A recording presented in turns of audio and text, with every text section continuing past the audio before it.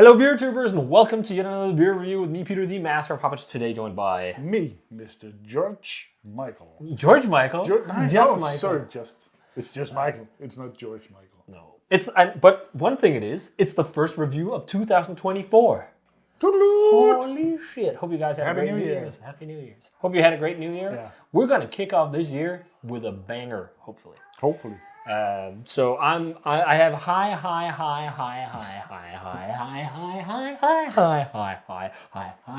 Should I come back later? I have high expectations to this. Yep. Because this is from Omnipollo and the Veil, and this is supposedly, according to Hinnock, the best stout Omnipollo has ever done. And a good friend and blogger, Hopskull Beer Guide, says it's the best stout that Omnipollo has ever done. And this is none other than the Omnipollo and the Veil Church Amun-Ra.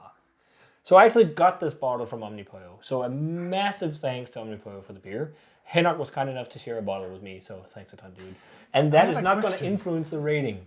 Like, I think a lot of people sometimes have that idea, like, are you just rating it high because you get stuff for free? Never. But I always want to be honest. So even if, you've also seen reviews where people send me beer and I'm honest. So, but lately Omnipollo has just been releasing some really nice stuff. But you were saying something? I have a question.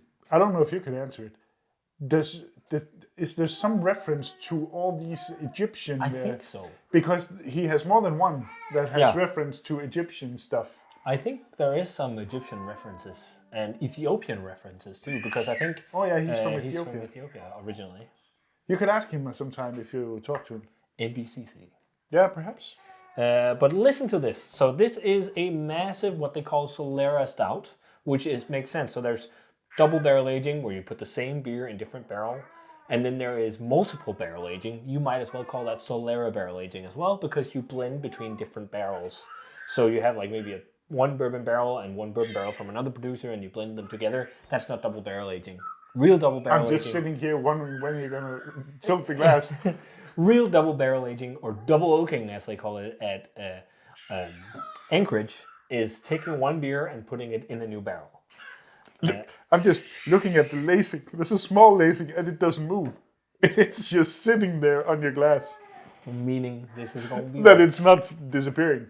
It's just staying on the glass. Yeah, but I like that they call it the Solera barrel age. Yeah, that's what it is. Because it's what it is. 17.1% contains oats and also lactose and barley malt. And probably a lot of other things in the base recipe. But it says here that the Solera Stout here is a 50-50 blend of a stout brewed at the church and a stout brewed at the Veil. So the Veil Stout is a blend of stout aged in bourbon, Laird's apple brandy, and Bliss maple syrup bourbon barrels that was brewed at the Veil in the US. And then the church stout was then blended into this mix. And then this mix was aged for 16 months in freshly emptied Heaven Hill bourbon barrels. And after that, treated with toasted coconut and vanilla. So technically, it's Solera barrel aged and double barrel aged, because they blended everything together and aged it in barrels again. Yeah. Insane. A beer that's probably not cost effective to make, and that's why it's also pricey. Because it's not a cheap bottle of beer. Like, this is one of those treat yourself experiences. Hopefully. Yeah. So pours... The closest you can come to Dark Knight. This reminds me of Weltworks. What the fuck? Yeah, it's so rich and not a lot of head. Wow. It really reminds me of Weltworks. Not a lot of head. There's no head. No head. When you pulled it out, there was a little something that came... Some fizzy stuff. Yeah. But, wow. But this looks just awesome. Think Medianoche. Yeah. Because it's the same. Or the Veils. Some of the Veil stouts. What are they called? Eternal Slumber or something? Eternal Slumber, yeah. Yeah, they are also really fantastic stouts. Yeah. So. And this is another case, by the way, you hear a lot of noise in the back. This is shooting with kids today because they're not sleeping, and we got a window to shoot this, so hope the sound is okay. That's just how it is. That's dad life. Until we move. So, hopefully things will be different. Very soon. Maybe I'll have a studio very soon. But yeah, it looks amazing in the glass. Yeah, it does. I could smell it when I popped it. So I haven't smelled it yet, but it looks fantastic. Let's check it out. Oh, Jesus. yeah. Holy shit. That smells like American hype stout to me. Yeah, Like, this definitely. smells like the beasts from the West. Yeah. Not the Yeah, beasts yeah, from the yeah. East. But, holy shit. Loads and loads of bourbon. I totally also get the apple brandy. There is like Yeah, this yeah, yeah, yeah. snappy, or cinnamony, appley nuance. Loads of coconut, too. Sweet tobacco galore. Umami, loads of brownie batter too. That American brownie batter fudge. Yeah. Like, so many European stouts do Wow, not it go sounds good. anywhere close to this territory in terms of richness of base beer and barrel. Like, can you think of a European barrel-aged stout that smells like this? Not even one.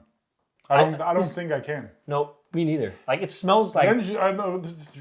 Yeah, I haven't. Some of the more guilt ones. I don't Okay. know. I haven't tried those. I haven't either. tried them, but that's the only thing I can think of that comes perhaps close. To me, it really smells like... Some of the ones from well-worked Bad cider. Seeds, perhaps.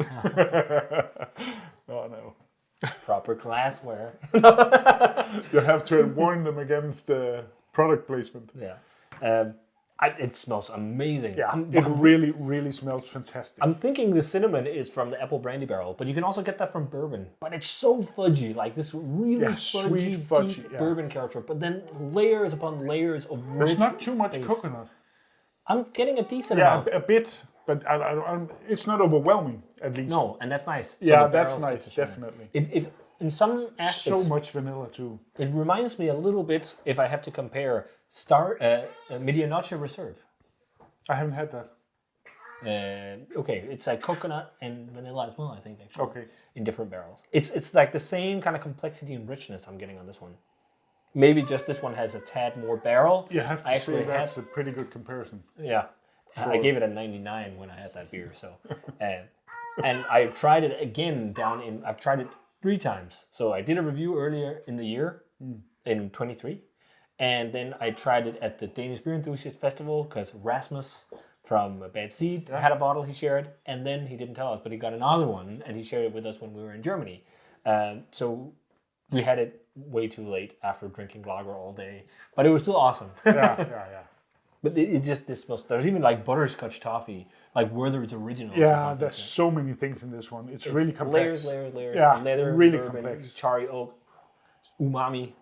Different barrels. My saliva is Yeah, going nuts. let's Maple. give this a sip. Cheers. Thanks so much, Hannah.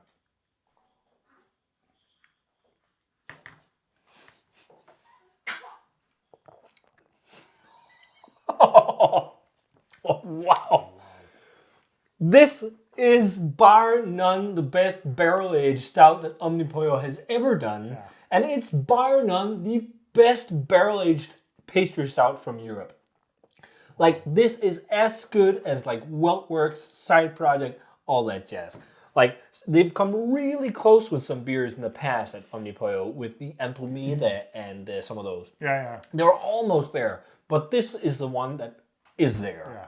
Like, if you gave this to me blind, I think this might be a Side Project. This might be a Weltworks. This might be, some of those, what do you call, Phase 3. Fantastic. It is so rich, but you know what I love? It's not just brownie batter. It's stout first. There's so much, like there's roasted malt, there's umami, there's leather, there's char, like And bitter the dark sweetness is chocolate. not overpowering either. No, not at all. No. Everything is balanced. There's not too much umami, not too much anything. It's just really, really, really, really well done. Amazingly well done, but it's so rich and decadent.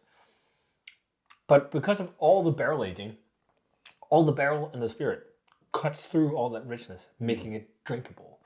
The balancing, it sounds crazy to talk about a balancing factor in a beer of this caliber. But what balances this beer is the barrels. Like, if this beer was without barrels, it would be too much. This is a beer designed and brewed for barrel aging, and you can totally taste it. And like, these kind of beers are some of the biggest experiences you're going to have when you try like big stouts. Yeah. When they're designed like this, they have one goal in mind, and that's the end result after the barrel. You just get like these really insanely rich complex beers. And then also good barrels, of course. this is fucking crazy. This is fantastic beer. It's crazy to think that we're getting this level now in Europe. Like, Yeah. I really hope more will follow suit. The vanilla, there's so much vanilla. Yeah, deep vanilla, both the barrel, but also the actual vanilla in there. And I think the coconut was more apparent. They are really noisy. I think we're going to have to give them a sip so they know. The alcohol also 17.1%. Like, put the pacifier in. Here you go. Because it's definitely going to stick to the pacifier. Yeah. Well, let's try and run through some flavors. Can you start? I'm getting all the classics: sweet tobacco, raisins, dates, all the dry fruits. I can really taste the different barrels. Yeah, crazily enough. Yeah, it is quite insane. And then I have the umami. I have the sweetness that's so well balanced with all the other ingredients. The milk sugar, I can't even taste it here. No. I just think it adds to all the other stuff. So much vanilla. And the fudge, the brownie batter, all the things you named before, it's just really, really, really well done. Yeah, I mean, and there's so much layering in this and depth. Like the depth is, you can ponder on this for so long, but I think a lot of people will sip on this for longer than we do because we're stout geeks. But like, what's crazy is how drinkable this is. Like this is 17.1% alcohol aged in all these barrels, and it's going down way too easy. Way too easy. Like I really won't want to drink it that fast because I want to have it sit a bit. So I had it in the fridge. Temperature is also really nice. Yeah, I had it in the fridge for like 45 minutes to an hour. Then I took it out for 15, 20 just before you arrived. And then it just sat in the windowsill, just like a warm pie, cooling. Warm pie. Getting some heat so it wouldn't be too cold.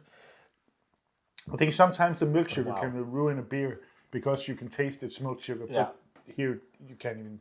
No, I think the case here is just the base can handle it. Yeah, and also the barrel is cut through it, so it doesn't get too sweet. There must be an abundance of specialty grains in this, and it must be boiled for a very long time to get this rich. I imagine drinking this before. I don't know what. I mean, imagine drinking this after fermentation before going into barrels. It's undrinkable. What makes this drinkable is barrel aging. Okay. It seems like that's the to cut through a lot of things. It needs age and oxidation to become this, and then the spirit. And then there's all those layers as you talk about, but also there's lots of umami depth, which I love. Yeah. Like it's not just pure sweetness. So there's like all the roast, like it tastes like an Imperial stout. It's not like it's I'm not good with the umami bombs. That's not me. But this one is there's just some of it to balance the sweetness. You need it there. Yeah, definitely. So the umami in this is like roasty, charry, richness. There's some of that tobacco, some of that leather, and that helps make the beer more complex and cut some of that sweet brownie batter kind of fudgy flavor that's in there as well. Like really dark, 80% dark chocolate to this one as well. And then like loads of charred wood. And as you say, all the barrels are present. There's even like a hint of maple syrup. Bourbon is the most dominant, but there is those wafts of apple brandy that gives like a slight cinnamony kind of vanilla-y thing, which works really well. And it sounds like a mess because we're talking about everything, like there's so many flavors, but it's just so cohesive. Like, and that's a testament of what these beers do well in like with time. That's all due to time, because the time in barrels is what makes all those flavors intertwine so well. This is the best stout Omnipollo has ever done, bar none. I totally agree. And this is the best barrel-aged pastry stout, or maybe even barrel-aged stout I've had from Europe in recent times. I can't really put a finger on anything in this. No. Well. Do we ring the bell like Darwin? What do you think?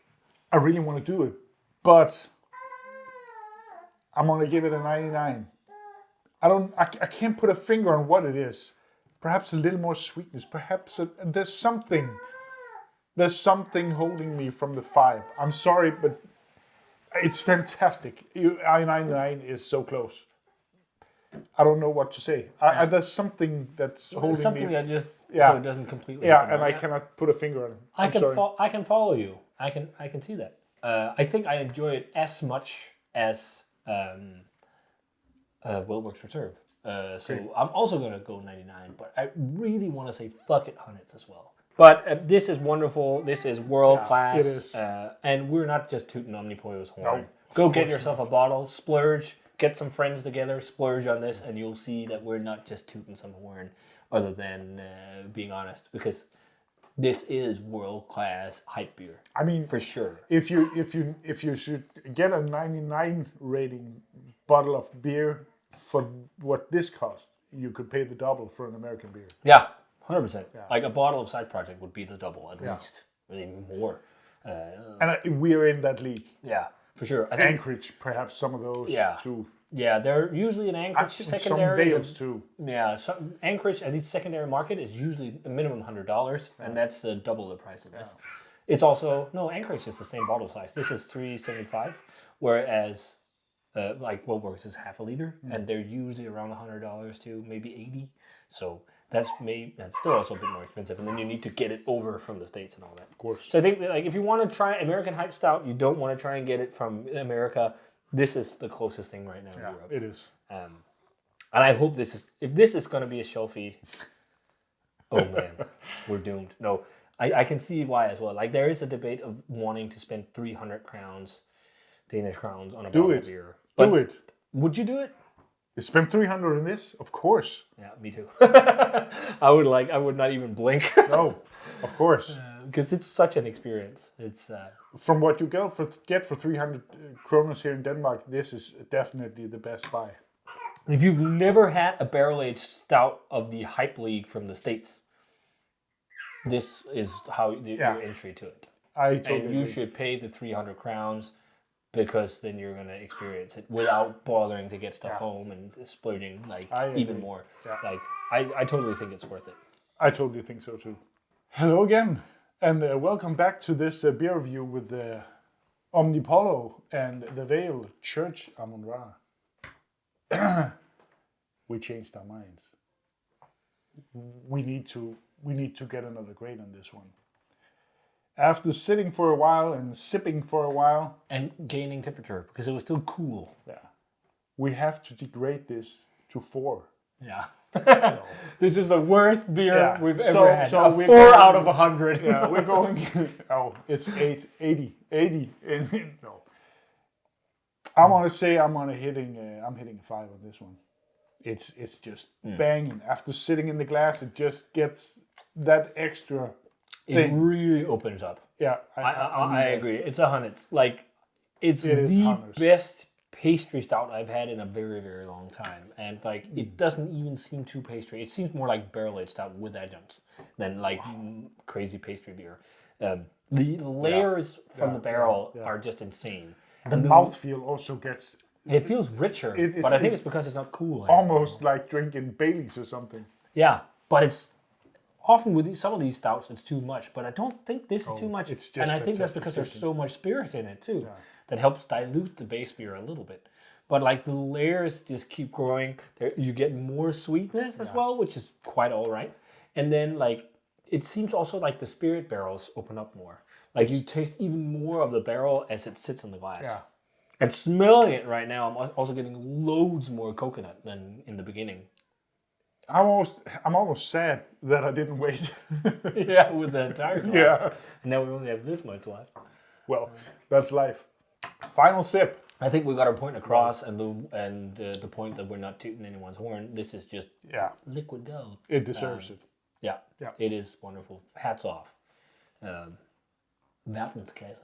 It's verdensklasse, yeah. It's Weltklasse. Yeah. It's world class. So, Satme, som man siger her. Satme, det er godt, det her. Det er fandme noget pisse lækker sort motorolie. Hvor mange Vejgaard-dollar koster sådan en? Den koster fandme med den koster 600 Vejgaard-dollar. 6 Vejgaard-dollar, du. Ja, en Vejgaard-dollar, det er en halv tæller. Nå, ja. Så 600 Vejgaard-dollars. Nej, 300 kroner. Ja. 100 kroner. Det er da 6 Vejgaard-dollar. Ja, du sagde 600. Nå, 6 Vejgaard-dollar, sorry. Det er 6 Vejgaard-dollar, ja, for helvede. Jeg blev godt snydt, hvis det var. And people don't understand what we're saying. No, but that is fun. That's local dialect. Where we're from. Yeah, det er Holland, det er pissegodt, man. Ja, double A. Hele vejen. Hele vejen til Sverige. Til Omnipollo. Guys, For noget nu til Svendstrup, som man siger. get this. That's all we can say. Get it. Thanks a ton for watching. Cheers. And here's to a fantastic 2024. Yeah. Let's see if I can get the last drops here. Thanks for sharing, Peter.